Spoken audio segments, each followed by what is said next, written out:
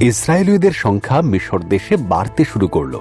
নতুন ফরৌন ভয় পেলেন যে ইসরায়েলীয়রা শক্তিশালী হয়ে উঠবে, তাই সে তাদেরকে দাসে পরিণত করল এবং তাদের সাথে অত্যন্ত দুর্ব্যবহার করতে শুরু করল। ফরৌন সমস্ত ইসরায়েলীয় বালকদের হত্যার আদেশ দিল। একজন স্ত্রীলোক তার শিশুকে ঝুড়িতে করে নদীর ধারে লুকিয়ে রেখেছিল। শিশুটির দিদি শিশুটিকে লক্ষ্য রাখছিল। ফরৌনের কন্যা সেই নদীতে স্নান করছিল। শিশুটিকে দেখতে পেয়ে নিজের কাছে রাখার সিদ্ধান্ত নিল।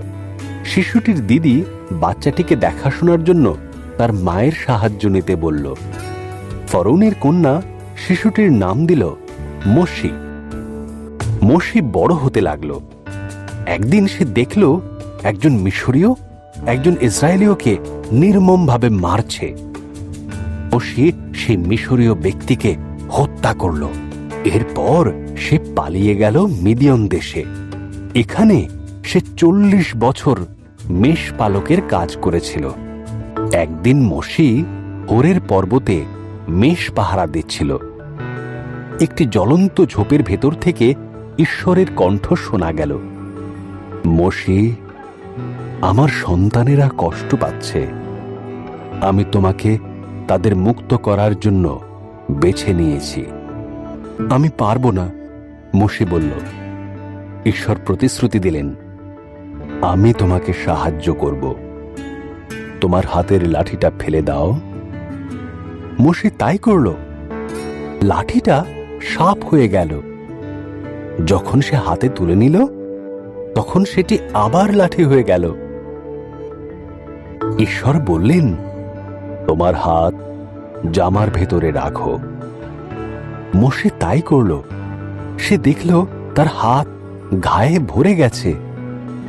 যখন সে আবার এই কাজ করল সে দেখল ঘা সম্পূর্ণ সেরে গেছে। ঈশ্বর বললেন, ফরৌনকে এটা দেখাও। মোশে বলল, আমি ভালোভাবে কথা বলতে পারি না। ঈশ্বর বললেন, আমি তোমার মুখে ভাষা দেব। তোমার ভাই হারুন তোমাকে সাহায্য করবে। তখন মোশে ফরৌনের কাছে গিয়ে ইসরায়েলীয়দের ছেড়ে দেবার কথা বলল। মোশে আর হারুন ফরৌনকে বলল, ইসরায়েলীয়দের ঈশ্বর বলেছেন তার সন্তানদের মুক্ত করো, নতুবা তোমার ওপর ভয়ঙ্কর বিপদ আসবে। কিন্তু ফরৌন সে কথা শুনল না। তাই ঈশ্বর মিশরের সমস্ত জলকে রক্তে পরিণত করলেন। কেউ সেই জল পান করতে পারল না। তারপর তিনি মিশরীয়দের বাড়িগুলিকে ব্যাঙে ভরিয়ে দিলেন। চারিদিকে ব্যাঙে ভরে গেল। তবুও ফরৌন কিছুই শুনল না। তখন ঈশ্বর মিশরের আকাশকে মশাতে ভরিয়ে দিলেন। সেগুলি মিশরীয়দের ধুলোর মতন ঢেকে দিল। তারপর ঈশ্বর সারা মিশরকে মাছি দিয়ে ভরে দেন। তবুও ফরৌন কোনো কথা শুনল না। এবারে ঈশ্বর মিশরের সমস্ত পশুদের হত্যা করলেন। ঘোড়া, গাধা, উট, ভেড়া, গরু ও ছাগল সব পশু মারা গেল। তারপর ঈশ্বর মিশরীয়দের শরীর ফোঁড়ায় ভরে দিলেন। তবুও ফরৌন কিছুই শুনল না। ঈশ্বর শিলাবৃষ্টি ঘটালেন। এর ফলে মিশরের সমস্ত শস্য নষ্ট হয়ে গেল। এমনকি বার্লি ও ফুলের বীজও নষ্ট হয়ে গেল। এরপর তিনি পঙ্গপালের দল পাঠালেন, যা সমস্ত ফল খেয়ে ফেলল। তবুও ফরৌন কোনো কথা শুনল না। এবার ঈশ্বর সারা মিশরকে অন্ধকারে ঢেকে দিলেন। তবু ফরৌন কোনো কথা শুনল না।